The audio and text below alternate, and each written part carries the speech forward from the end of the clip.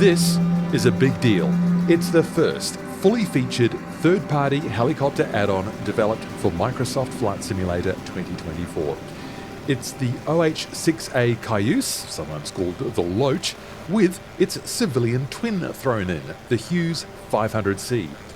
These were revolutionary in the 1960s and the starting point of a legendary family that lives on today.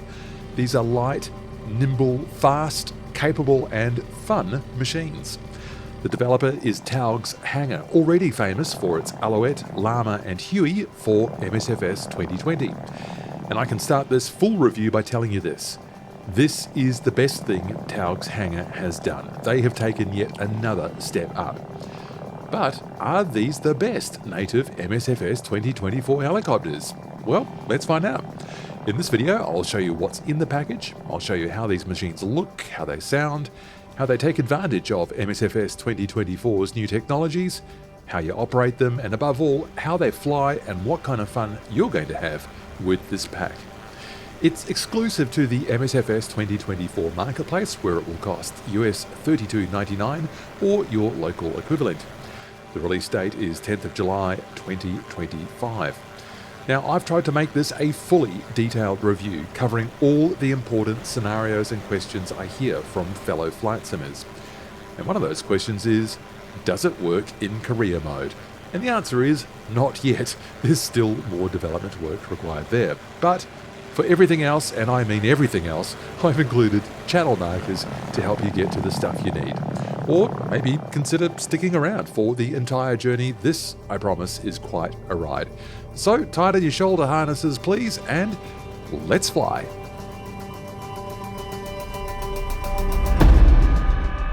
So let's look at the first thing you get when you purchase, and two aircraft will show up under your helicopters in MSFS 2024 after you purchase. The OH-6A and the 500C. I'm going to deal with production order, so as I go through this review, I'll deal with the Cayuse first and I'll deal with the 500C second. So let's start. Here's the OH-6A Cayuse, and you get two variants, the initial low skids version and the high skids one that came later. Here is one of the liveries. This is the prototype livery. So this came from, I think, 1963. And it wasn't until 1966 that the Cayuse, or the OH-6A, entered service with the US Army. So let's look at what we get liveries-wise with this OH-6A, the standard low skids version. We've got a basic US Army generic livery there for you. What I have discovered, I think, is that if you wanted to put in a ID of your own, I don't think that has been enabled with these liveries. It seems that they've chosen not to sort of mix and match between the ones that are painted on and the ones that are blank. So I think as it currently stands, you cannot add your own MSFS 2024 livery to these. That is my current belief. Anyway, scrolling through the rest of these, we've got entrants from Denmark, NASA, lots more US Army liveries here. I'll just slowly scroll through them so that you can see what's here. I like that one with the orange tail, that looks nice. Miss Claude, I think, is a famous example. The prototype, which I had up before, the Border Patrol example, and a Japanese livery. The type was later manufactured in Japan under license, so I might show you that one in particular as well, because I think that's kind of interesting. So let's look at the later one, the high skids version. I think they manufactured these to allow for underslung loads initially, and then this eventually became the one that was the standard. So what do we have? We've got a sheriff's livery here. You can just see that there. An Italian livery, nice colors. A Spanish one, and I think that's supposed to be USN, US Navy Test Pilot School livery there as well. So you've got quite a bit of variety there across your OH-6A variant. All right, and now let's deal with the civilian variant, the Hughes H500C. This was certified in 1965. I think it had its first flight in 1966. So that's pretty much parallel with the military variant. So the company did announce that it was going to operate the two streams at the same time. And as you can see here on this paint job, internally it was known as the Hughes 369HS, just to throw another name into the mix there, but it was marketed as the Hughes H500C, so that's what I will call it. Okay, so we've got two variants. We've got the floats variant and the non-floats variant. The non-floats variant always stands on the higher skids. So let's just look at your liveries here. Yes, we've got this black one and a bunch of different, I guess, generic civilian liveries here. So I think you can choose one that you like there. And then we get some specific ones as well with actual liveries and registrations painted onto them. I know people will ask for this. There is one of the Magnum PI helicopters. People will go, they didn't fly a 500C, they were all 500Ds. But I looked it up, and apparently in a few episodes, they did fly the 500C with this style of stabilizer. The 500Ds had that T-tail style of stabilizer, but this one has this style here. So yes, in a couple of episodes you can see this one. So there you go, fans of that old TV series Magnum PI. Your needs are catered for. There you go, look at this metallic looking one. That looks kind of cool. Very, very futuristic. Yes, and quite a variety of civilian operators here as I slowly scroll through them all. I kind of feel that your needs are going to be met here. And now we get to all these ZK registered ones. These are helicopters from New Zealand, where the Hughes 500 is what to say, it's an iconic part of civilian aviation in New Zealand, particularly around agricultural work. The Hughes 500 was an incredibly important player in that industry. I will choose this one here to show you. This is an interesting one. Hotel Mike Sierra. People will go, my, it looks like there's something wrong with the livery here. Simon, the person who did the paint job, has made a mistake here. He hasn't painted the tail boom. Well, I asked Simon about it, and he said, no, this is correct. He looked at the source material, and at some point it looks like they replaced the tail boom on this helicopter, but they never repainted it. So Simon, ever faithful, has replicated it just like this. These machines are working machines, and that's what they look like. That's how they flew, and that's how they're replicated faithfully in this Taog's Hangar add-on. And there are a few more New Zealand liveries there for you as well. So lots to choose from there. I'll just click through to the floats variant as well.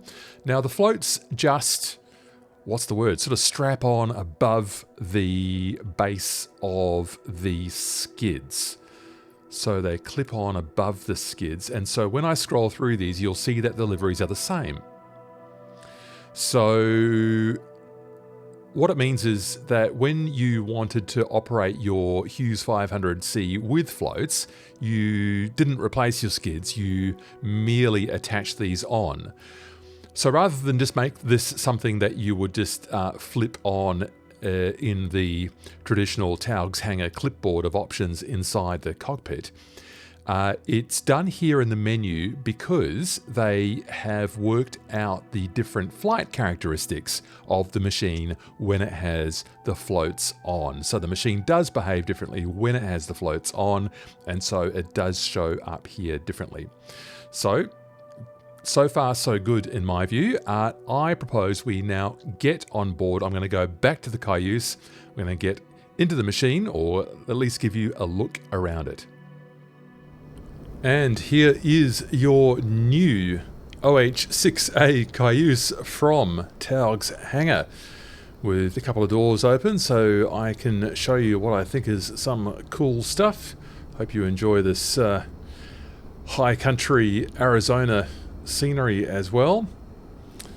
Look at the shape of this thing. This is prototype style livery. The prototype didn't quite look like this. The prototype itself had a much thicker tail boom fairing, which was found to not perform very well aerodynamically. the machine was not able to fly sideways very effectively with a thick tail boom fairing, and also had I don't think it had the vertical stabilizer like that, so they found it was better with this on it like that. The selling point, I think, of a light observation helicopter, or LOACH, was that, one, it had the incredible visibility that this acrylic wind-shielded canopy allows, but in a hostile environment, it has this egg-shaped fuselage, which is actually very strong. And so if you had to crash in a helicopter, this was not a bad one to crash in, because it had a lot of inherent strength.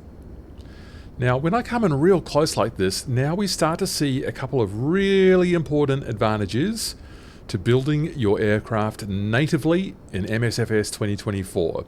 And can you see one of them there already? Look at the feature of the sun glinting through that acrylic windshield there. That infinite detail. The refraction of the sun through that material. Fabulous. You do not get that on MSFS 2020 aircraft that have been converted through into MSFS 2024. That's why you would build an aircraft natively in the simulator, because that's what you need to do to take advantage of these features. Here's another one coming right in close. Look at the look at the detail as I try and move my head around here on the material here. You can see it's like a matte finish on that paint, and it looks fantastic. The way the light moves along that material, brilliant. Taog's Hangar is utilizing the latest technology here. The default MSFS 2024 aircraft do it, some of them do, and Taog's Hangar is utilizing it, taking advantage of it here as well. And it looks great. So you should, Taog's Hangar. It looks really effective. So let's move around and have a look at more of what this helicopter offers. We'll have a look around inside later on. The resolution of the decals, that's what we're dealing with here. I mean, I'm really close. So the resolution of the decals is lower than what the material simulation offers natively inside MSFS 2024. That's an interesting little feature, isn't it? So there's our fuel, I think largely painted on. I think, yes. And we have our position lights there, which on the military model come out on those little stalks. On the civilian model, the 500C, I think they are a bit more flush into the fuselage. Moving further up here, we have an oil reservoir, a window. I don't know that this is simulated, but that's the window you would use to look at your oil quantity. And I guess top up your oil in there as well. Some tie down points there for your blades. Are they the tie downs or are they the jack points? Oh, the jack points are down here. Or is that... Yeah, I think... do they double, in fact? Do they double? Oh, we'll do the walk around later on anyway, but yeah, some jack points and tie downs for the rotor blades. Here is our Allison C18. This is a different engine actually from the one that we find in the 500C. It is less powerful in most conditions. There's our outlet. Where do we get a nice view in here? Look, in fairness, that's quite a lot of detail going on inside that. Quite a lot of detail that Taog's Hangar has troubled themselves to include inside this machine.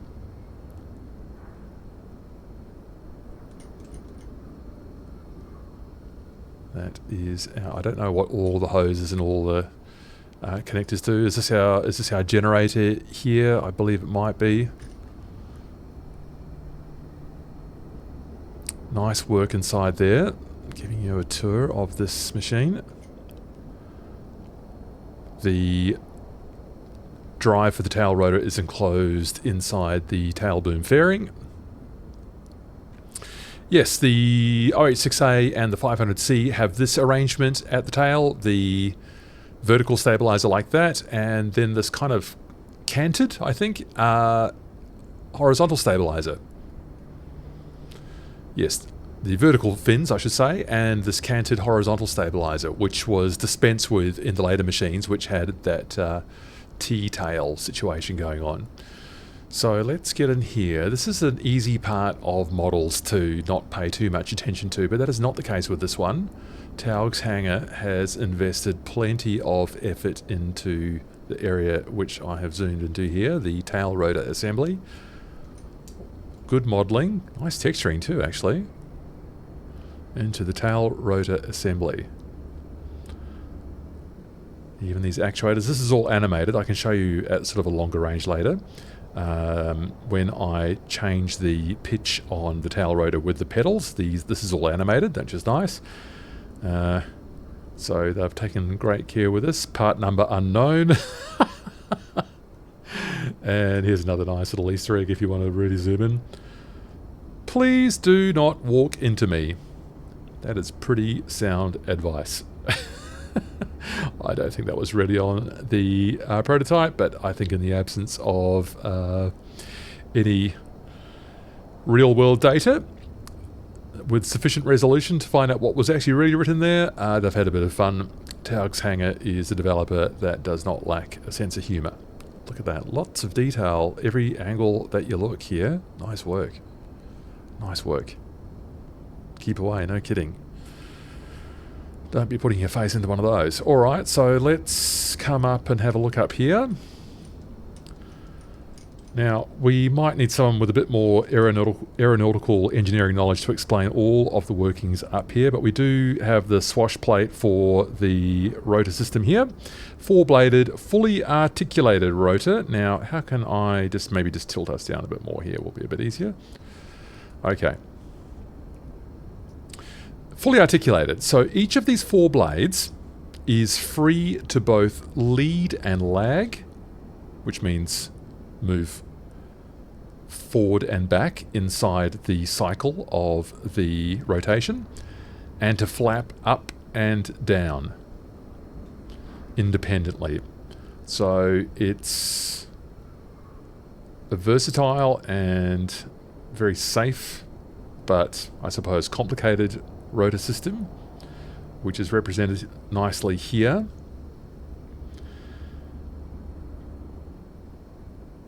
The advantage of this four-bladed system is that the rotor diameter can be less, and that is advantageous for getting into tight spots, which for a small helicopter is advantageous in the conditions that the US Army expected to be using it in the 1960s. Well, we can see the limit that they've modelled down there. That's as far as I've got. I think that's fine. I'm not, I think, too bothered by that. Maybe the texturing not quite as detailed as what we saw in the tail rotor system, but nonetheless nicely modelled there as well. The system here is animated, partially. I can show you once we get inside.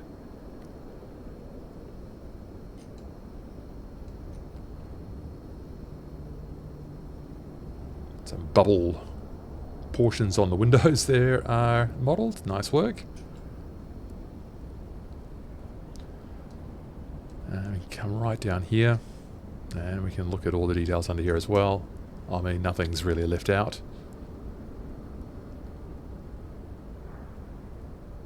Dimensionality there in the rivets as well. Good work. Nice stuff. Good stuff, Taog's Hangar. Little helicopter modelled in great detail. Let's just swing around and see if we can have a quick look in the cockpit.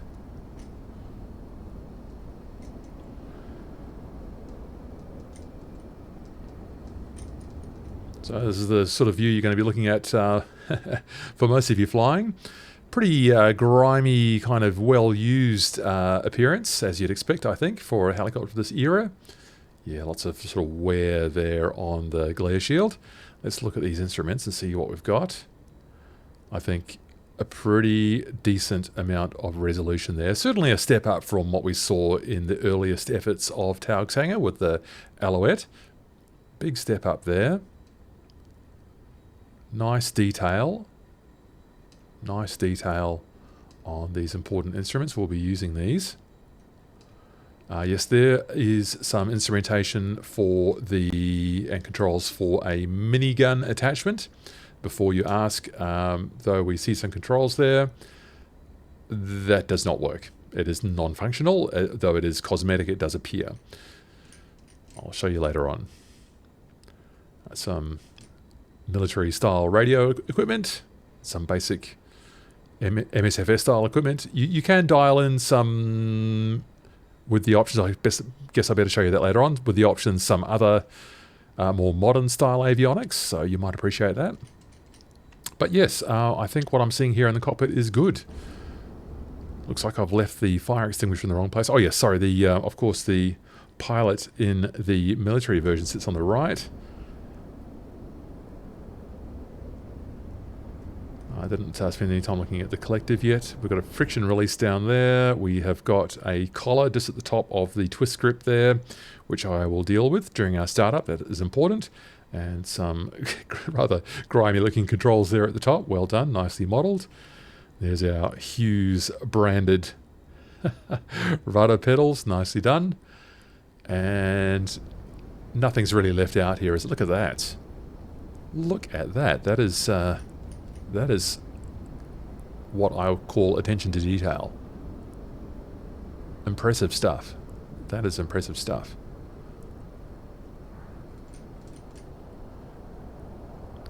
There's our visibility options clipboard, which we'll look at soon. Some reading lamps. Zoom out here a bit, might be a bit easier. There we go. Let's just look into the aft cabin. We've got two very basic looking chairs here.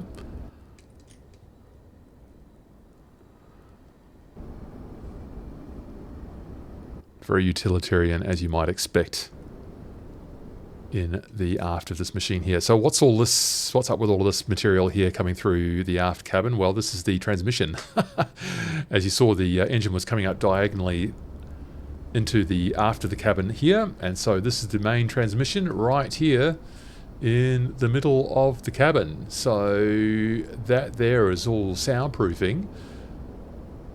Look at that view. We can look right up through there. Visibility in this machine is fantastic. So there is a tour of your new OH-6A Cayuse. What a view. Alright, let's have a quick look at the walk around. Same helicopter, same position. I've just asked the ground crew to turn it around for me. So let me show you the checklist here, and two things you need to know about the checklist. One, you've got three levels here: expert, advanced, and standard. That's one thing to know about it. Two things to know about it, second thing I should say, is that it is shared with the 500C, and some of the things are not applicable in one machine and the other. And I got tripped up a couple of times. This might actually be more applicable to some stuff inside. I got tripped up on stuff that might possibly have been more helpfully marked if it had said 500C only. So yes, I got a bit tripped up on those. What Taog's Hangar might do is to make it a bit more clear in this text underneath each item, just to say 500C only or OH-6A only, given that the text is shared between the two different machines. That would be helpful. So, back to this. Right, drop down. Expert, Advanced and Standard. Expert, I think they've sourced real-world checklists, and every imaginable item is there. For instance, the outside air temperature thermometer. You need to check the sun shield on that thermometer. Now, that is actually, I don't think, modelled operationally inside either the simulator or in Taog's Hangar's model of this machine. So it's there for completeness, so you can have a bit of a think about it as you go through your walk around, but it's not going to change anything if you don't look at it. Advanced is cut down a bit more, so you see that outside air temperature come off, and standard is the sort of the bare minimum that you might do. So just to quickly show you around here, seeing as you've already had a look at the outside, pitot tube cover is here, so let's just get that off. Off you come. Rotor tie downs, yes, it did tie in up here, down here, sorry, there it is, that's tied down to that jack point, so let's get those tie downs off. And the skid shoes, we can inspect them down here. I did notice one of them is kind of missing its hover point here. There's no sort of text popping out there and you can't sort of mark it off your checklist. So that's a bit of, I'm going to call that a polish issue. Looks like something they could probably reasonably easily fix up. So I'll mark that as done. Engine oil level is that little window in here that you can check. I don't know if that actually is modelled, but okay, we've checked our engine oil level. The engine outlet cover, let's remove that. That's gone now. That's good. Engine lines, check engine oil, air and fuel lines. Well, there we go. I can sort of crouch down with the C key and have a look in there. Okay, they're all looking good. There's no, again, no sort of view points or click spots with which to sort of inspect those. So once we're satisfied that that's all good, we can find the slightly, there it goes, the slightly obscure click spot, but it's not that obscure because you can see the clip, to close that. And then our external checks, our walk around, are complete. So we can hop inside. And we'll learn all about the features of this cockpit as we go. But one of the things we should do is look, as I try and turn around here, at this clipboard that is stowed just behind the pilot seat called Visibility Options. Anyone who has owned a Taog's Hangar aircraft before will recognise this, a common approach in their machines to give you all the visual options. So you can set it up anytime, but let's imagine you want to sort of do this before you get flying. This clipboard does differ from the OH-6A to the 500C. So I'll just turn the mirror, the wire cutter, the left basket and the right basket on all at the same time. So I'll just show you what they look like. There you go. There are the basket slug on the side, the mirror. I mean, the mirrors have limited functionality in MSFS 2024. You can see there's not a lot of detail on those. The wire cutter is just pointing forwards there, and there's the matching one at the top there. Provides you with some protection should you hit a wire. And there's the basket on the other side as well. All right, so back inside, and let's just toggle those off. I'll be complete here. What does that leave? The bare paws. Oh yes, those are just the extra that you can have at the aft of the skids there. I could have had that on before. The cargo hook is an optional extra you can have. There it goes. And if you do have the cargo hook on, you can attach the Bambi bucket. Now, no physics kind of modelling here. As you can see, it's just dangling through the earth. So that's what that looks like when you're on the ground. So I'll just turn those off for now. Right, I think what people are probably interested in when it comes to this Cayuse is these military options. Now, I believe when the aircraft had its first tours of duty in the 1960s, it had these doors off, the rear doors off, so it looked like this. That's how it always flew. So with those doors off then, you can imagine with the minigun fitted and maybe with a door gunner in there as well, it might have looked more like this. Now that has no functionality. It is merely cosmetic, but you might enjoy having that as part of your simulated appearance. And there's, God, look at that, what a job that is, dangling out of that small hatch like that. Wow, that's quite something, isn't it? So that adds that. And so if I just turn off though that minigun and the door gunner, I will put the troops on now. And so, oh, and that actually has taken out the front doors as well. And then you see them all loaded in like that. So yeah, not very comfortable. You have to squeeze in there, don't you guys? All right, so there you go. So those are with the troops on board. And what else might I usefully show you here? The searchlight is, oh, look at that. That is a piece of equipment. And in true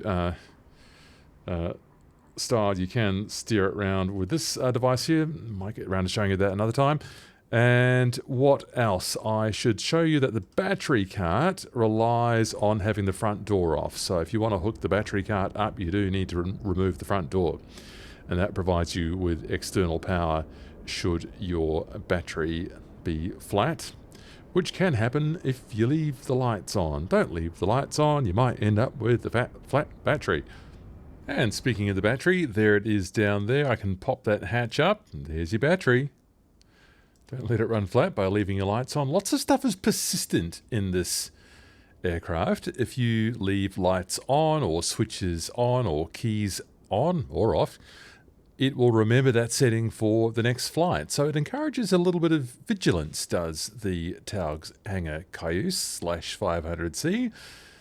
Quite an interesting experience, maybe quite a good one as well. A healthy one, builds healthy habits perhaps to check your instruments and switches diligently. Now, I want to talk about key bindings and key bindings that you will find useful in starting up and managing the engine in this machine. So the manual is available as a PDF. You can download the manual from the Taog's Hangar website without buying the machine, so you can actually grab that yourself from the Discord right now. If you'd like to have a peruse and see if it's for you, I like this manual. It's got lots of facts and figures and operating limits, a dead man's curve diagram, and lots of other bits and pieces. It's got a list of suggested bindings that you will find useful. Now, the ones I recommend, I'm just putting up on the screen now, and things that, if you possibly can, I recommend that you get assigned to a control if you've got one available are the twist grip handle, and the MSFS 2024 binding for that is called Set Helicopter Throttle Axis. That matches up with what you might have experienced in the Taog's Llama if you use that. Idle release, and that helps you access the area below idle on the throttle twist grip. That's important for hot starts, which are modeled in this machine. The starter, which you can use one of those two bindings, set starter 1 or toggle starter 1. I think there's some others as well. I think there's one called toggle all engine starters, something like that, which I think is actually the one I might have set, so you can use one of those. And then engine beep trim, and I've just found another switch. I've got a 4-way switch. I've got the governor on and off on one of them. I've got the starter opposite that, and then I've got these two, engine trim RPM increase and engine trim RPM decrease for that engine beep trim. So with those all in, then we can start to have a look at the startup. And we start with the tail rotor pedals. Adjust the position to ensure the pedals can be moved throughout the entire range. There we go, left and right, right and left. That's done. I'm using the standard checklist here, so we'll just keep to the essentials. Tail rotor lock pins are secured. By the way, you can lock those the tail rotor pedals like that, which means that when I wiggle my pedals, they will do nothing. So that's how you would leave the machine overnight, let's say, which means that you, as the machine is persistent, these settings, you would need to remember to unlock that next time. Okay, cyclic collective and pedals, frictions off. So we do have friction controls here, that's free, and friction down here, that's free, great. Cyclic neutral now. This is an interesting one in this machine. Notice that, I'll just get rid of that checklist, notice that this machine looks like the OH-6A Cayuse and the 500C. It looks like they're sort of angled back, looks like they're leaning back somewhat, but compared to that, the mast, rotor mast, is canted forwards. Interesting combination, but the upshot of all of this is that to keep the cyclic neutral, it needs to be about 35% travel from full aft. So what you're going to need to get used to doing is finding there's full aft, there's full forwards, there's about halfway on my stick, and there's about a third of the way. Halfway, a third of the way. You need to get used to, in this machine, finding the point about a third of the way. Otherwise, the rotor may not be able to spin up to full when we are doing our run-up. So that is an interesting feature of the Cayuse which you might not have come across before. Tail rotor pedals centered. collective full down. Oh, while we're here on the collective, I should show you, look back here. Look at that. What a great view. Here's that animation lifting up the... do you know what? I might just use that. This might be a bit easy. There we go. Lifting up. That's lowering the collective, and lifting up the collective. The swash plate rises and adjusts the pitch of all of the rotors collectively. That's a nice effect. Interestingly, they didn't animate it cyclically, so they only did the collective. Not quite too sure. I guess it's a bit more complicated to animate the cyclic swash plate actions there, but yeah, cool effect anyway to enjoy that. So the collective now is full down. Landing light check off. It is off. Rotor brake handle is behind you on the Cayuse. There it is. It is stowed. By the way, to pop it out, it would look like that, and I will now stow it. So there we go. Altimeter, I'm going to cheat and just use the comma key. That is set. I'm not using real weather. I'm just got no wind in today to make it a bit easier. Fuel shut-off valve. Now, I've got 3 views set up here. Standard piloting view there. Panel view there, F2. F3, I've just put down to the lower panel here. I've set those up manually. Fuel valves down here. Pulling it, closes it. Pushing it, opens it. So it says pull to close. It is open. Electrical power. Now, you have a choice of running battery or external. If you want the external power, you plug in the battery, which I showed you before. So we are going to run battery, the internal battery that is. And then the panel will power up. There it goes. Let's have a look at some of these warning lights. So we've got the engine out flashing. We've got temperature and oil pressure. And do we have the generator? Yeah, the generator out is just illuminated there. The sun's on it, so I can't quite see it clearly, but that is illuminated.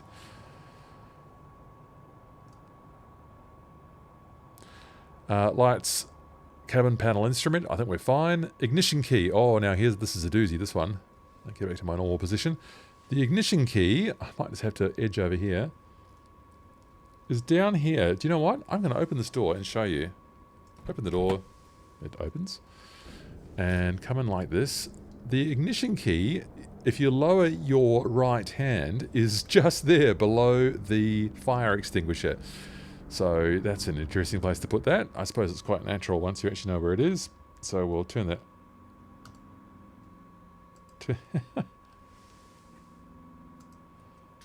If I can just get myself in the right position there. I think I found... What an awkward place. Right, I finally got it. Good grief. Clank. Oh dear, oh dear. Alright, so that's the... It's not always that hard.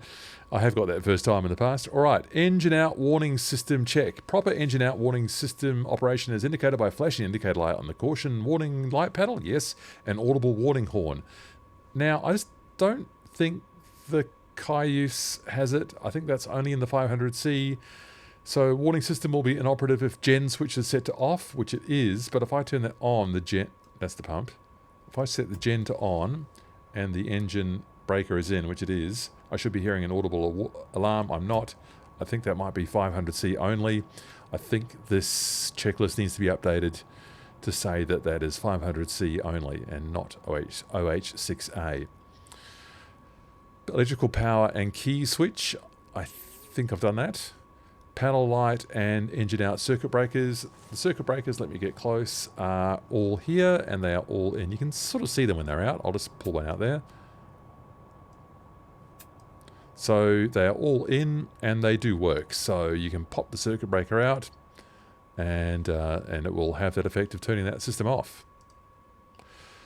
Place and hold test switch for the auto reignition. I don't think the OH-6A has it. I think, again, that is a 500C function, the test switch. I mean, there is an auto reignition in the OH-6A, but I don't think there's a test. So yes, each time that the engine failure low rotor RPM warning system is activated, the reignition indicator light will illuminate. That's up here, and then you just touch it to turn it off again. But I can't test it now because I don't think, see if I push that button,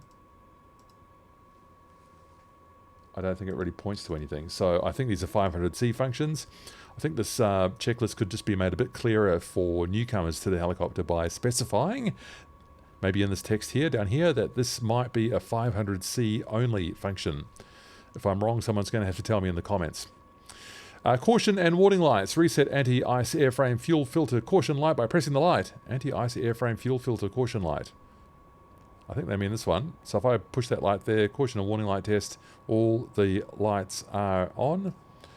The engine anti-ice, and that needs to be off, otherwise we'll get a hot start. So I'll just put that on for a sec. Do I get a warning light for that?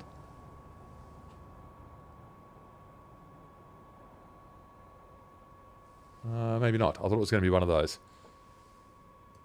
Alright, well, I'll just make sure that's off. Otherwise, as I said, we'll get a hot start. The warning light turned on the reignition. I push that to acknowledge. It's gone. So I think we're fine there. Twist grip handle. Okay. Twist to full open. Return to ground idle stop. Then to cut off position. So let's have our lesson on the twist grip handle. So let's get ourselves in a position where we can see the whole thing. I might need to go down a bit. Okay, yes.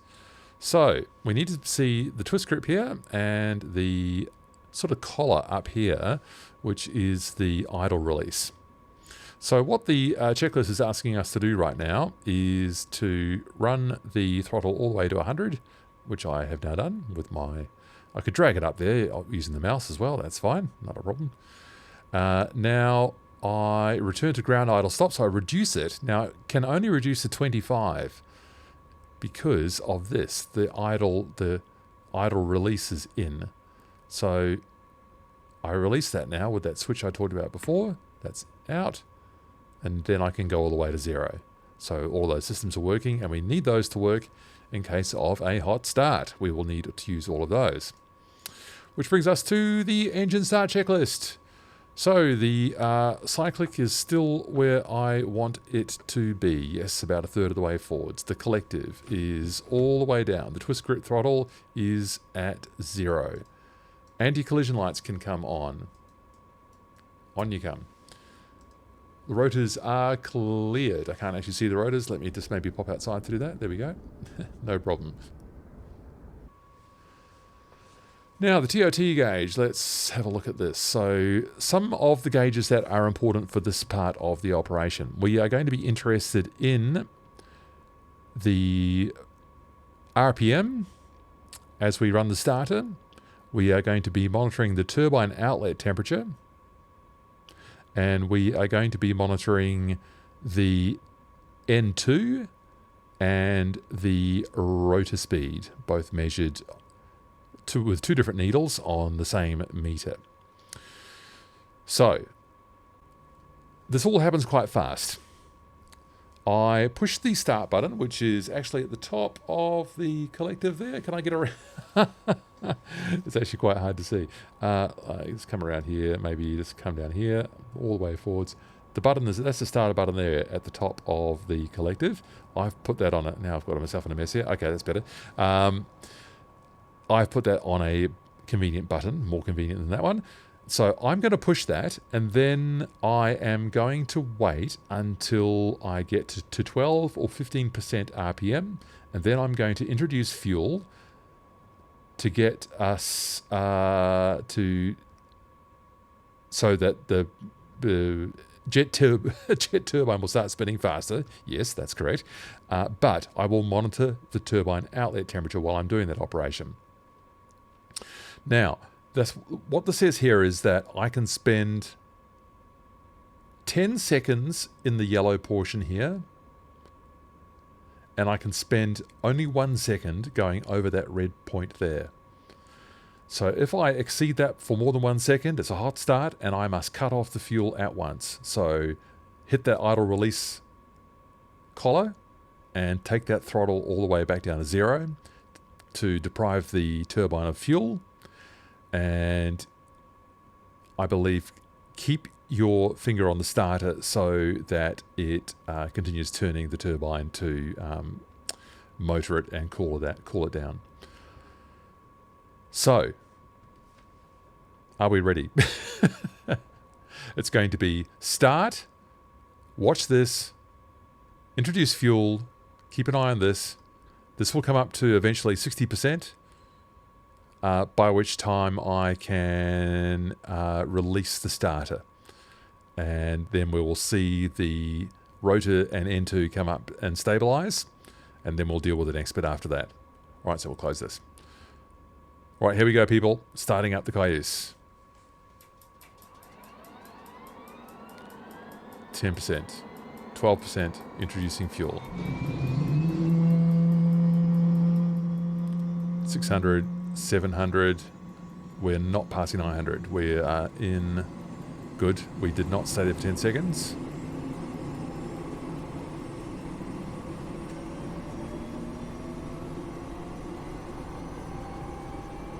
And we're at 60% now. I'm releasing the starter.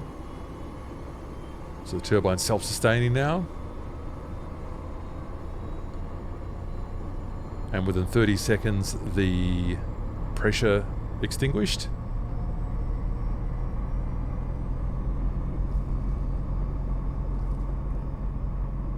That's good. I thought I had didn't remember turning the generator off, but it is off. That's good. And I think we're all stabilized.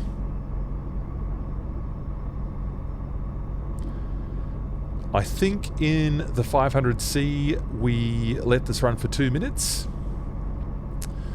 But, well, actually, why don't we just get to the next bit of the checklist. So that's all done. Caution and warning lights. So transmission oil pressure has gone out. The generator out is still illuminated because we haven't got there yet. So let's just acknowledge all of those. Engine run up. Electrical power select.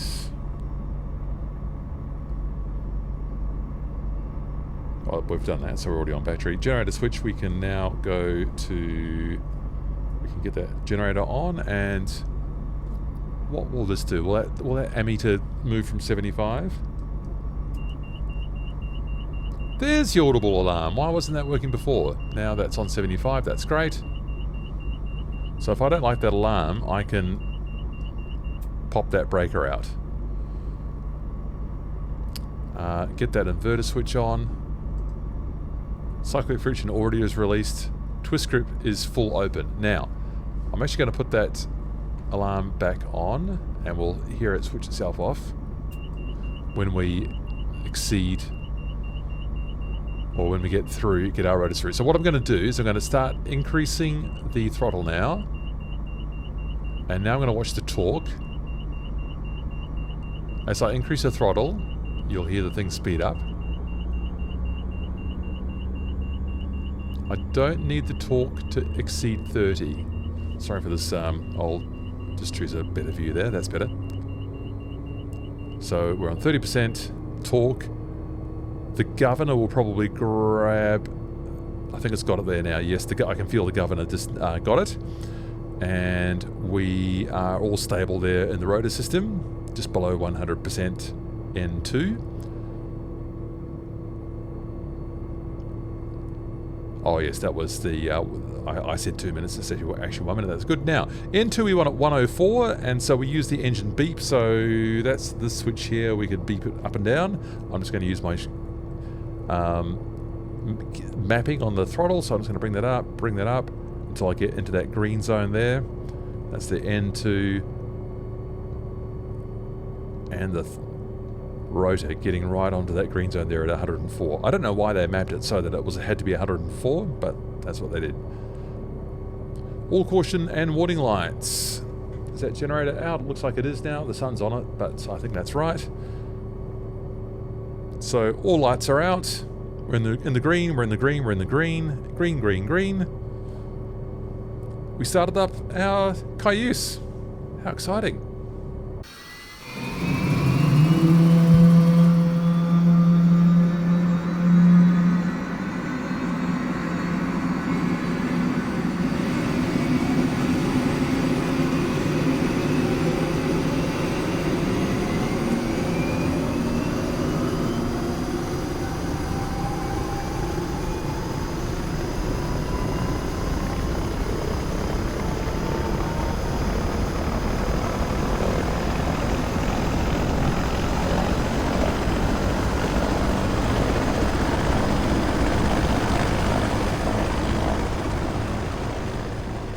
Well, I think it's time to get this thing off the ground. Wow, what a huge video this has been. Thanks for sticking with it, and I'm trying to show you every aspect of this helicopter so that you are prepared for flying it yourself and that you are well informed for that purchase. So, let us see, we've done everything that we need to do.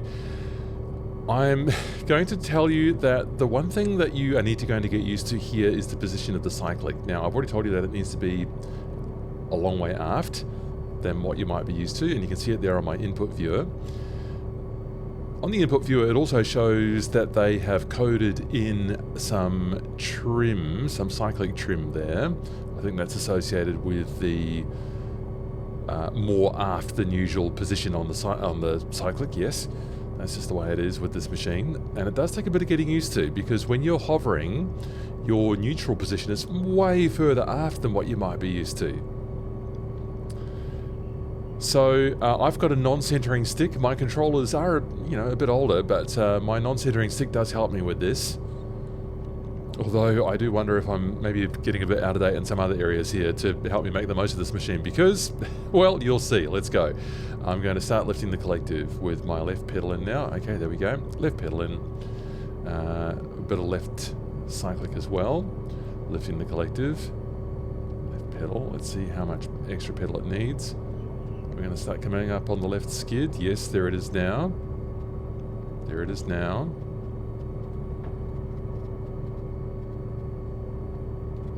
Concentrating. Oh, not a bad pickup actually.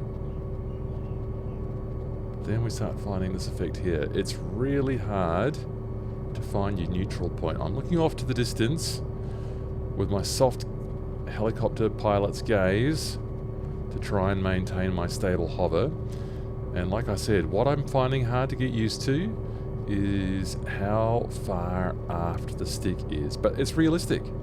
This is how you fly a 500 or a Cayuse. It's got a much further aft stick than what you might imagine.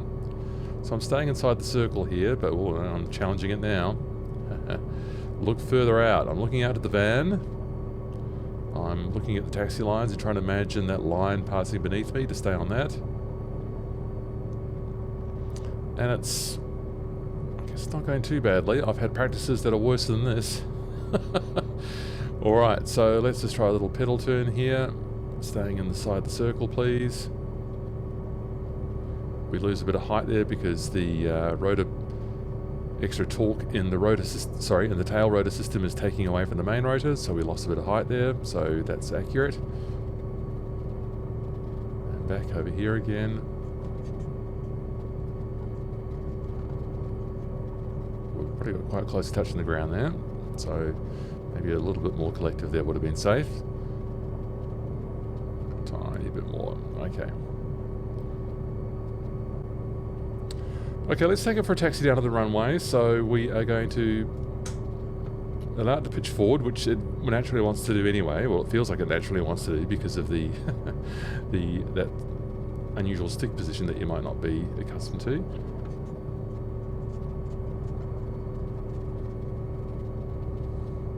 Okay, we're clear.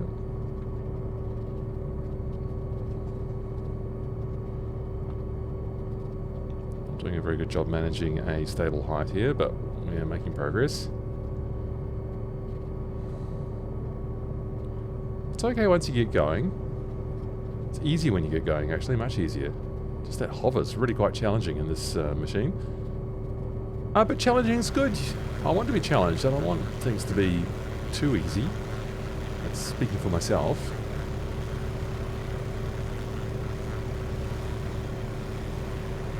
If every machine was the same, there'd be no character, no difference. Wouldn't feel like you're in a different helicopter, and that, I suppose, would not be fun. So I do want it to feel different from other machines, and it does. It really does. Alright, this hover taxi I'm actually reasonably happy with. Okay, we are clear. We are clear. I'm drifting over there. Always a bit of a danger that you start drifting in the direction that you're looking. Okay. Okay.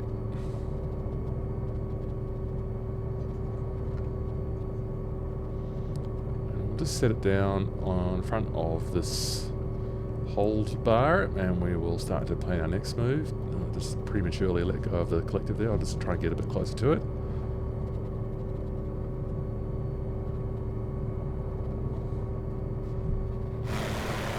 Alright, well, let's finally fly our circuit here at stunning, spectacular Sedona, Arizona. And here's what I'm going to do. We are lined up here at runway 3. We're going to fly a right-hand circuit. Field elevation 4,800, winds calm, temperature 30 Celsius, so we're reasonably hot, we're reasonably high, and the helicopter is reasonably heavy, so we'll see what our performance is like. We're going to climb out. Our most efficient rate of climb, our most efficient speed for climb, our VY, is 60 knots. So we're going to try and get 60 knots down the runway and then climb out at 60 knots and perform our right-hand circuit, fly downwind, well, even though the winds are calm, but you know what I mean, and we will come in for our landing. I will attempt to hit the landing zone there. So we don't really need to be getting a whole bunch higher than sort of 80 or 1,000, 800 or 1,000 feet above field elevation. Now, let me talk to you about managing our power here. So we're all sitting nice and calmly here at the taxi holding point, and what have we got? We've got 30 PSI on the torque indicator. So, the OH-6A with its Allison C18 engine is torque limited, so we need to pay attention to this. We can operate in this green arc for as long as we like. In this yellow arc, we can operate for 5 minutes. So think of this as your takeoff and climb portion. You can operate in there for 5 minutes. Above that red marker, between 80 and 90 PSI, you can operate for 10 seconds. Between 90 and 100, you can operate for 3 seconds. Not very much. If you exceed those limits, with, as I have, let me get in the right position there. Oh, I have not achieved that, but with realistic damage simulation switched on, Taog's Hangar has some custom coding in here. If you exceed those limits, you run the risk of getting yourself a fault on here. You might get some lights lighting up, you might get a main gearbox or engine pressure warning over here, or you may get an engine out warning over here, and you might find yourself making a unrequested return to planet Earth. You can use that card again, just bringing it back. You can use it to repair all damage and get yourself on your way if you're lucky, but I am going to hopefully model good practice and see how we go. So I will try to obey these limits. So I'm going to try and only use the yellow band for our takeoff run in this rather heavily loaded helicopter and reasonably hot and high conditions. So how are we going out there? Looks like we're clear. It looks like we're clear. So landing light comes on with the landing light switch is there. I just use the switch on my controller. All right, now it's going to be a bit better with the input viewer so you can see what I'm doing. So steering off into the distance, left cyclic, pulling the collective now with some left pedal in as well, looking off to the distance, pulling the collective. We'll get ourselves up on our left skid. There we go. And more than that though, Matthew. So let's start getting up here. Here we go. There's our lift, leaving contact with the ground. And in our stable hover there, I feel like I'm doing a better job here than what I was back at the parking area, holding short of the bar. Okay, so we'd be getting our clearance, or have our clearance by now. So let's get out onto the runway and we will commence our takeoff run. I don't need to go crazy on the power. As you can see, the torque's just at the top of the green band now already. That's our maximum continuous power right there now. So what I'm going to do is just add a tiny bit more and then forward on the cyclic and just watch as we gather speed. We'll just do it all by itself.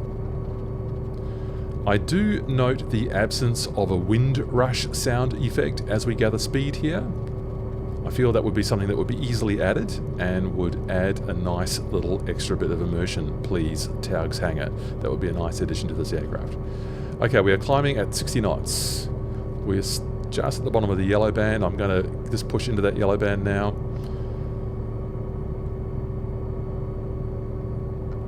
Slightly below our target climb speed to just commence our turn here.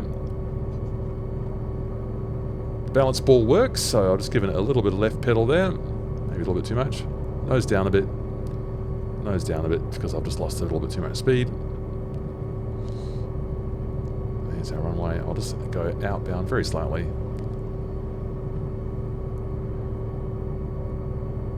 Okay, so we're already 1,000 feet field elevation. I don't need to climb a whole bunch higher than that.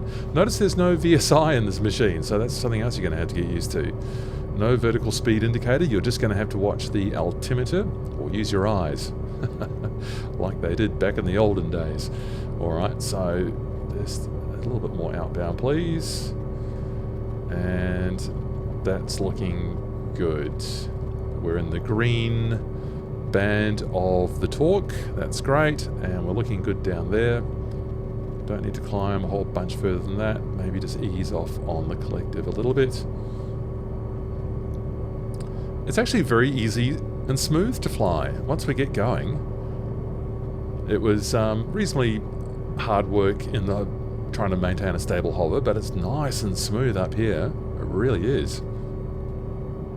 It's a pleasure. It still feels light, and I'm just moving around a bit there. It still feels nice and light and responsive. No hydraulic controls, no stability augmentation. That's just your hands directly going into the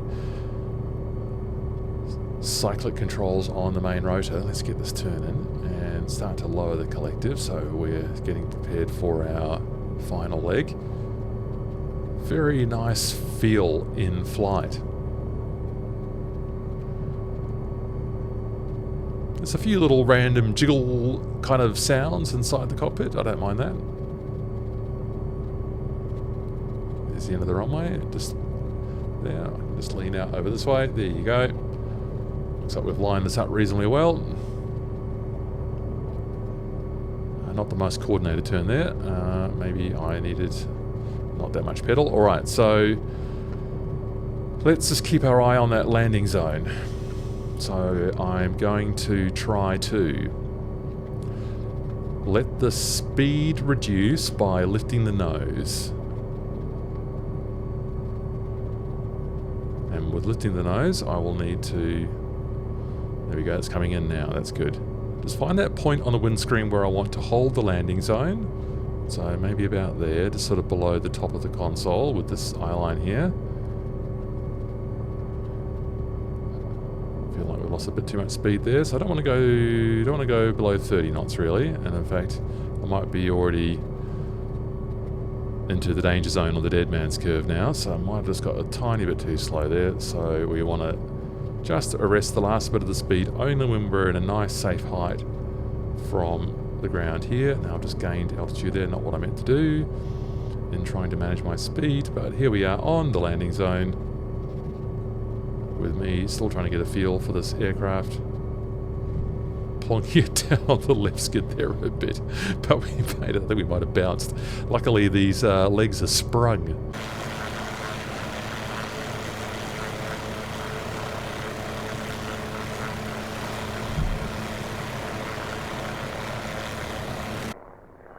Alright, radical change of scenery here as we come to Japan.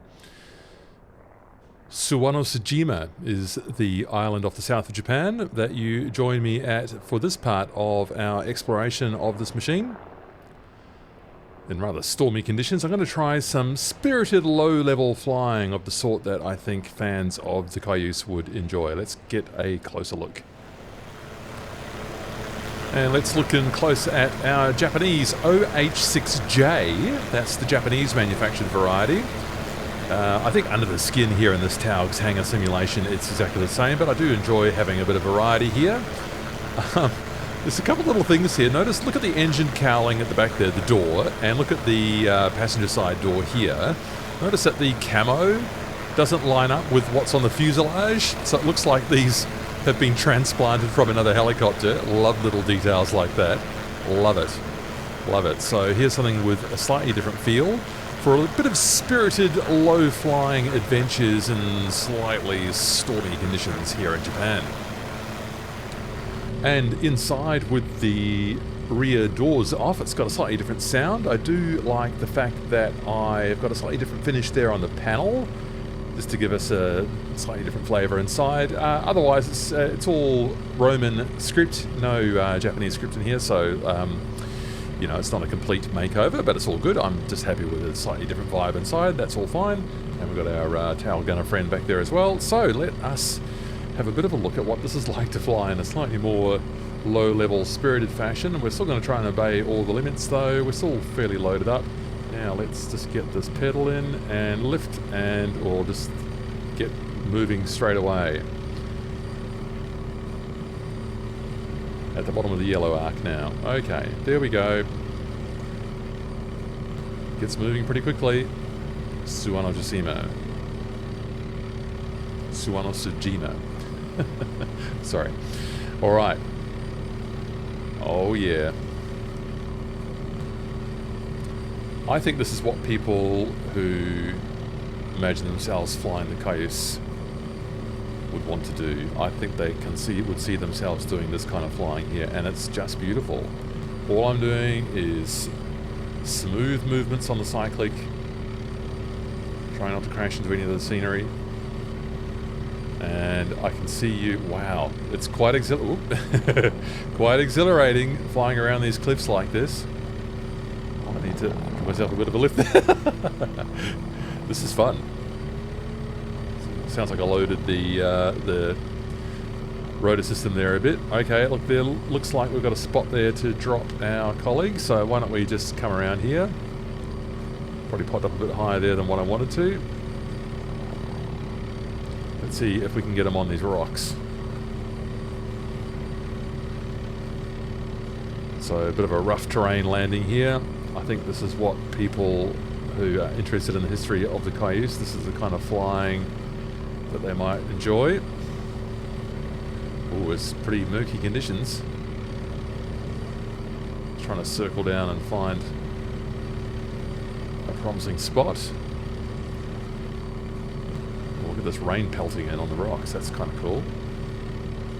Still got the still got a dust effect though. Probably would expect that not to be so dusty with this amount of rain. Gotta remember that after stick is needed. And on we go. Probably a bit bouncy there on the rocks. So, at this point we'll bid farewell to our tail gunner. And we'll continue with our journey. So, out you get.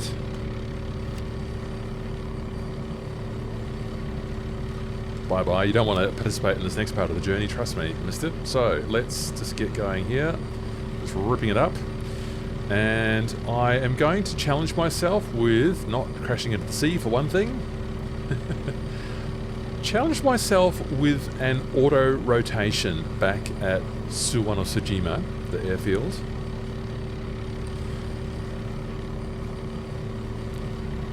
I haven't done an awful amount of practice with this machine, but it does auto rotate, so I think that's an important part of any review and any part of experience that you might want to have with this helicopter. Well worth practicing your helicopter skills. Wow, this is fun. Bit of water on the canopy, that's terrific.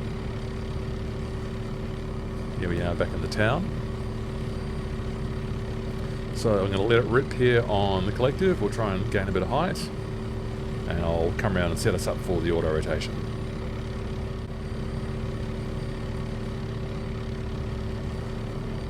Okay people, we've got 100 knots on, we've got 1800 feet on the clock. I am cutting the throttle. You can see the needle split. I'm lowering the collective because we've now got an engine out warning. I'm very fast, too fast. I'll raise the nose, that will get the rotor speed up. We're probably aiming for the end of the runway at this point.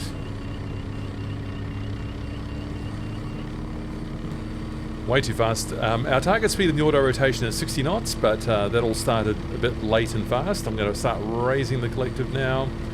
We don't want to raise the nose too much, otherwise we will risk getting ourselves into a tail strike position. And we skidded along at the end there. We have auto rotated the machine. I'm restoring the throttle. I don't think that was too bad. That did not look too ugly. I don't think it was quite by the book. But the Taog's Hangar Cayuse auto rotates, and it will reward you having a practice with it. Well, what does the replay look like? It's all very fast, but attitude not bad, nice and flat, didn't strike the tail, skidded along. Ooh, brisk looking auto rotation. I like the flex in the machine there, and the physics looked really nice. And so let's get to the Hughes 500C part of the twin pack from Taog's Hangar. And for this, I bring you to Heliseeker Heliport in the central North Island of New Zealand. Now, this is a freeware add-on from a developer called Lucid Kiwi, and it's available to you on flightsim.to. You can just grab it yourself and enjoy this for yourself. Now, I've got no affiliation with Heliseeker, but Heliseeker has a long affiliation with the 500 series of helicopters. And like I showed you in the initial parade of liveries for the 500C that Taog's Hangar has created, there are 2 liveries for Heliseeker 500Cs. So I'm going to use that as our model and this as our base. And what is that like for a retro livery? Love it, love it, love it. I have slung on the optional cargo pod below the machine. That is a very common sight on helicopters of this type operating in New Zealand. Other external differences, well, the main difference actually externally, well, you can kind of see it there. We've got the longer struts, so we sit on a higher platform in this variant of the machine, and we've got steps there for the passengers, both on the struts and one hanging out there below the passenger door. The other external differences, we've got the position lights flush in there against the fuselage. Inside we've got a slightly more powerful Allison C20 versus C18 engine, and we'll deal with that in a bit more detail when we get inside. But otherwise, we are dealing with the same excellent machine developed for us by Taog's Hangar. This is what it looks like in 500C, guys. And I'll just pop those doors open because the main differences are on the inside. Notice, first of all, that the pilot sits on the left and we have a different console.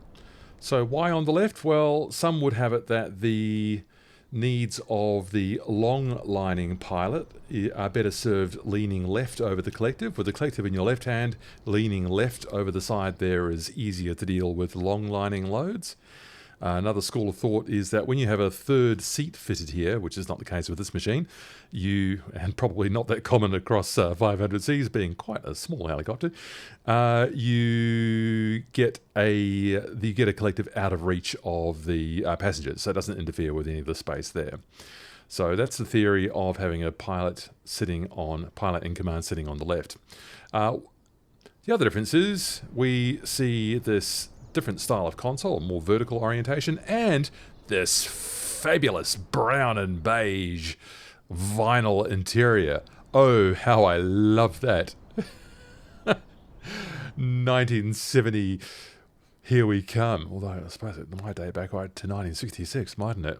So let's look at this stack. We've got our radios down the bottom there, and some of those items that were all the way down here, or sort of almost on a center console, are brought back to the sort of the lower part of the center console. Moving up, we see some of the same instruments. We get a VSI in the 500C. That's a relief. And what else can I show you here? A bit more about the appearance of this thing. Very worn looking signage placed on the console there. It's very true to life, I'm quite sure. Wow, what good modeling that is. Excellent texturing on that. That looks so good. I actually think I prefer this interior, just for my personal taste. Possibly, maybe also because I might be a bit more interested in the civil helicopter flying than the military. But, I mean, look at it. I think this looks terrific. Excellent interior. And let's just fly through here. That says OH-6A. Oh, well. Safety belt system. Maybe that's what it says in real life. I'm not sure. So, yes, we've got a bit of a passenger compartment here. You wouldn't want to have anyone of too great a size in that middle seat. In fact, I see it doesn't have harnesses anyway, so because you've still, of course, got all of the transmission coming through here, so don't be thinking about putting too much of consequence in the middle there, or at least of size. It's quite looks quite plush, doesn't it, with all those seat pockets there. I noticed the sound changes, like the boundary between interior and exterior, I seem to be going in and out of. Oops, the pilot's bleeding through there. Not a terribly important detail, but it's just something I noticed. And so those are the passenger appointments in the 500C variant in this pack from Taog's Hangar. I reckon that interior looks just great. All right, all aboard. And if you're wondering about that dolly that we're sitting on, that was towed out obviously by that vehicle there, it is a static part of the scenery at this Helsinki heliport designed by Lucid Kiwi. And I can tell you, it is quite a challenge to get the machine nice and squarely onto that dolly. Take that as a challenge. All right, so the startup is slightly different from the OH-6A Cayuse, so let us deal with it. I'm going to run through it, and I'll see if I can make this reasonably quick. We're dealing with the standard level of checklist. So, tail rotor pedals are adjusted, and they are moving nicely. The lock pins are out. The frictions are off because I'm moving those around, and the cyclic is back in its 1/3 from the aft neutral position. The tail rotor pedals are centered, and the collective is full down. The landing light is on the collective, and that is off. The rotor brake handle is behind you. Can I just get it in the window there? There it is. That's forward and on, and that's stowed and off. Altimeter, I'm going to cheat and do the comma key. Good. Fuel shutoff valve. In, here it is. It's on the panel in front of you. And in is closed and out is... Sorry. In is open and you pull to close. So we push it in and that means that the shutoff valve is open. External power. Now, are we going to do a battery start using an external battery, or we're going to use the internal one? We're going to use the internal one. So I'm going to go down to here and bring it up. And so we are powered internally. Lights. You've got these two little lights in here. You can adjust them back with those. It's got a bit of a bit of a loud sound. There's the panel lights switch down here on the lower console. Compare that with one of these switches here. That sound just needs to be toned down a bit in that rotary switch. Not a big deal, but I think that's something they could probably adjust in about 5 minutes. Hopefully that can be done soon. Ignition key. We are going to turn that, get out of the way, turn that on. Ignition key is on. Now, the engine out warning system, I've just conferred with a member of the Taog's Hangar team, and it seems that this may not be working properly. Yes, when we've got the engine out breaker in, and the generator on, switch on that is, we do expect to see the engine out correctly blinking there. That's fine. But we don't seem to be getting an audible warning right now. We only do later after the engine is actually running. So try not to be tripped up by this part in the checklist if you are using this machine early on in its release phase. I think that's something that they're likely to fix up later on. Not a big fix, I wouldn't have thought. Electrical power and key switch, I think that's all done.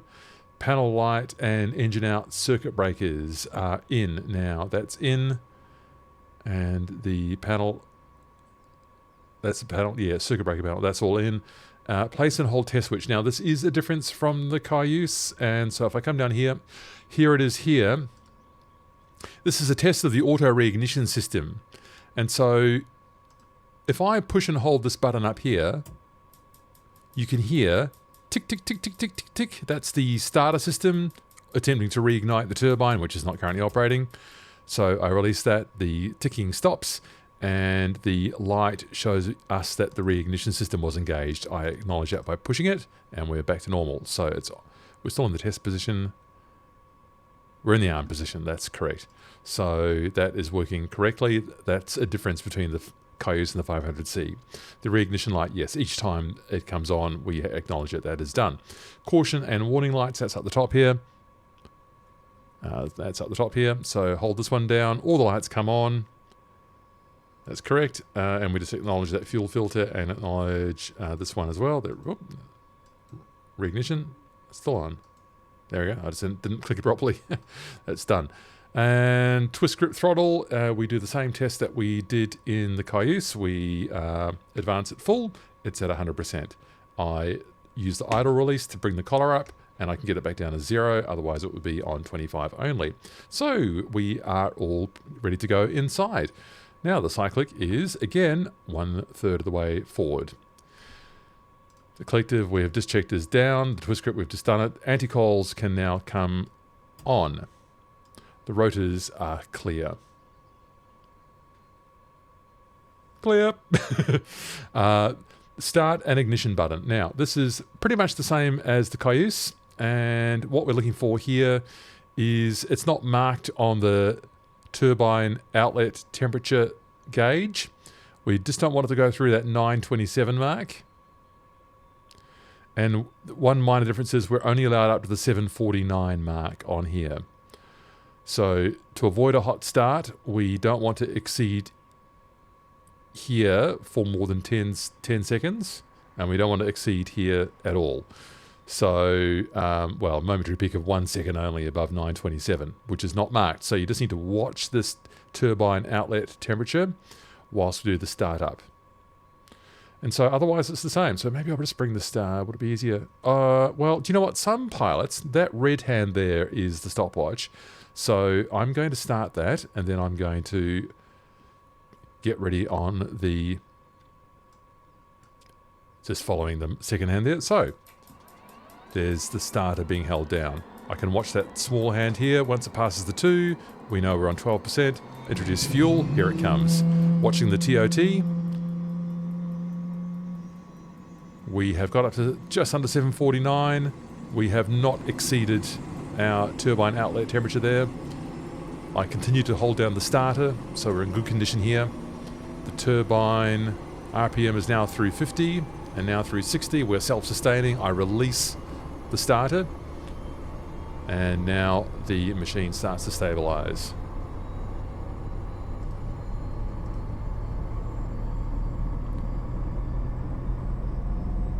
Within 30 seconds, we are past 30 seconds. The red hand is past 30 seconds, and the transmission oil pressure has gone out, so we're all good down there. Engine run up. So we've disconnected external power. We weren't using it. Generator out switch. We can now switch the generator on. There's our warning at last. If I don't want to hear it, I can just bring that circuit breaker out down here, and our generator out light is extinguished. That's good. Inverter switch we're not concerned with because that's on the Cayuse only. Cyclic friction, we've done that already. Twist grip is full open. Now, we are supposed to let that run for another minute, so I'll just let that get up to the top of the clock, and then we know that it has had a minute to... If the engine has been shut down for more than 15 minutes, stabilize it idle for 1 minute before increasing power. So we are just going to let that stabilize now. So it will have had its minute by the time it gets up to the big hand there, up to the 12. And I can probably just stop the stopwatch up there as well. Alright. And it's the same process. When I'm going to bring it up, I'm just going to try to, and I'm doing it now with the twist grip. I'm just going to try not to... You could also be doing this by using the mouse on here, but you'd have to also just keep an eye on your torque. Just don't want to exceed 30, which is not a problem. In fact, sounds like the governor's already got it, so I can just bring my twist grip all the way up to maximum. The governor's got it. That's good.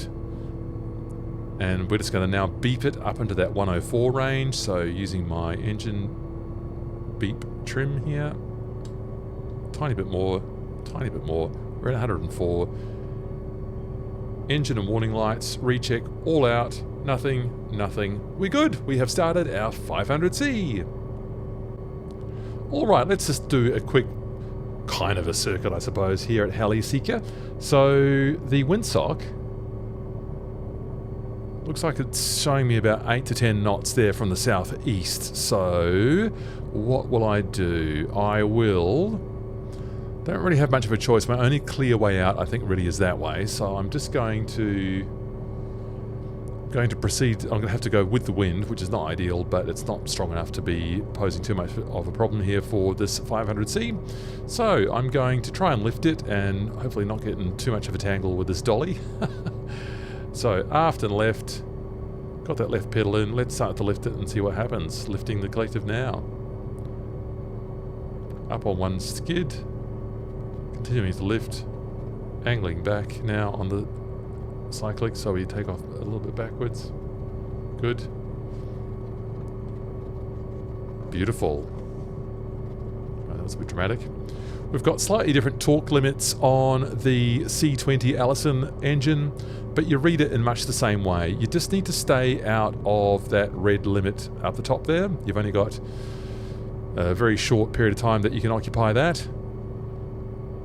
And you've got 5 minutes in the yellow zone on the torque meter there, but looks like I didn't get anywhere near that, and we're already at 60 knots here, so I can actually pull a bit more collective, and you can see that torque getting up. Maximum continuous power in this green band gives us absolutely plenty of speed here. Look at this 1 meter terrain. Might be even higher resolution than that. Very impressive. And this is the sort of flying that they do in this area. What fun.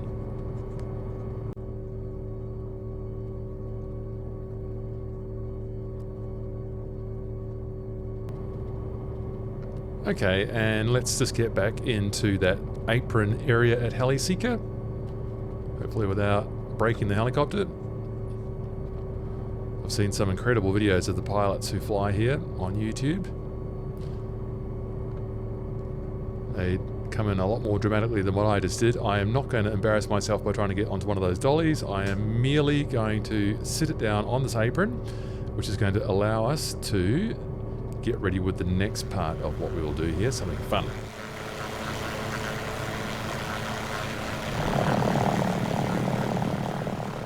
Alright, attachments. Let's say goodbye to that cargo pod and let's add the spray kit, which puts this extra meter on here. Here's what it looks like on the outside. Cool. Well, it looks very at home on the 500C, doesn't it? Excellent stuff. Nicely done, Taog's Hangar. Alright, so with the tanks strapped on, we come in here and look at the Tank Vision Pro meter that Taog's Hangar has supplied us. And I use the action key 1, which I find is mapped to toggle taxi lights. So I toggle my taxi lights on, the green light lights up, and the tank slowly fills up. Alright, meter is now full, the light has gone out, I have got a full load of spray on board, so now I shall go and find a field.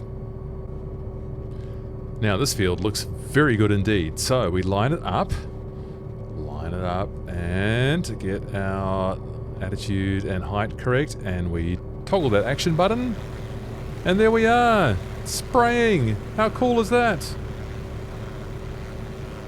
Taog's Hangar with the innovators here. They had in MSFS 2020 their llama with this pretty much the same spray system, to be honest, but they had this in their llama before crop spraying from helicopters was invented in MSFS 2024. So Taog's Hangar, the innovators of the system, and here it is again, and it's fun. It's quite challenging to get everything right here. And let's see how much of a mess of this I can make. So we want to go up, over and around, and also not hit the ground on the other side. So, by the way, I forgot to stop the spray, so there we go, that's been spraying the whole time. Bit of a waste of spray. So, yes, so remembering to toggle that on and off as you go around.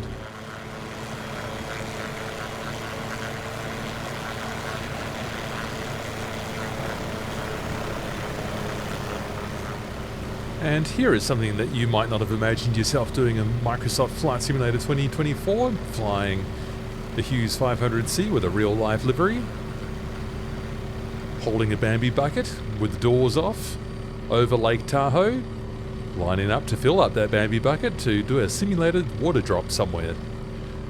scenic and lovely. Alright, so let's see how we're going here. We're still quite high up. I'm going to use the trees and the house there to help me judge this.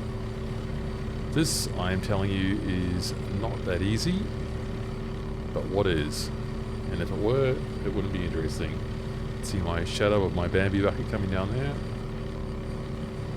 More, please.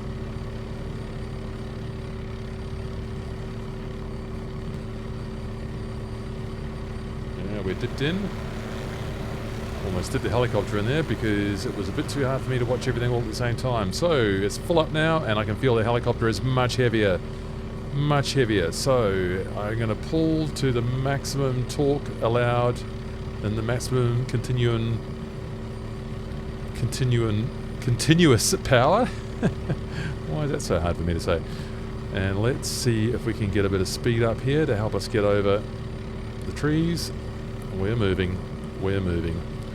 It's much heavier. It's much, much, much heavier with that water on board.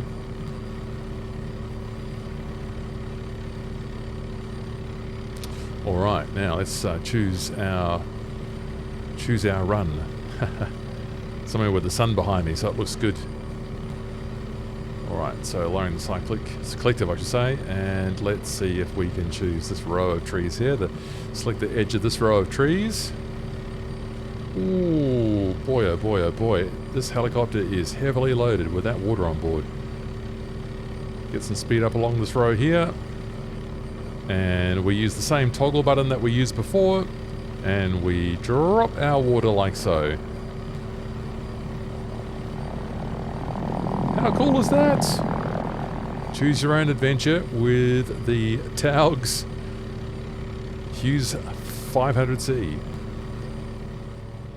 So, as I'm showing you the cockpit there with the option to show the PMS50 GTN 750, let's talk about the value of this add-on. US $32.99 exclusively at the Microsoft Flight Simulator 2024 marketplace. And making this video has been quite the adventure, a huge amount of work actually, because I wanted to do the add-on justice, and I wanted to honour the hard work of the Taog's Hangar team. I think this video has taken about 26 hours of my work, and if that's of any value to you, I'd love it if you could take those few seconds to subscribe and maybe consider switching notifications on for more helicopter content in MSFS 2024. So, the OH-6A and 500C twin pack. I said it at the top, this is the best thing Taog's Hangar has done. The team keeps on pushing forwards, and it just makes you wonder how far their innovation will take them and us. That is a future we can look forward to. So, is this the best helicopter built natively in MSFS 2024? Well, it's the first top-shelf third-party contender, so they've already won that prize. These two helicopters, they look great. They're clearly built with affection and attention to detail, and also with the input of real-world pilots. They are packed with variety and potential for different types of flying, and when you're off the ground, they are just so much fun, and they pose a satisfying challenge too. They'll reward you coming back again and again to build your skills and to be a better pilot of this flying egg. Now, in making this review, I did find a few minor things that I'm going to say could use a bit of polish, making the checklists a bit clearer around OH-6A only or 500C only items, specifying some missing viewpoints on the checklists, adjusting some sounds, and addressing a couple of what seem to be small bugs, though none of them really spoiled my enjoyment of the experience. I imagine it's only a matter of weeks until small stuff like this is addressed, and I know Taog himself wants this to be the best add-on it can be. And once that extra polish is applied, this becomes a no-brainer. It will be the best thing you can get with rotary wings built in MSFS 2024. I can highly recommend the OH-6A and 500C for your virtual hangar. In the meantime, I'll get back to practicing these landings. Hope I'll catch you in another video real soon. See ya.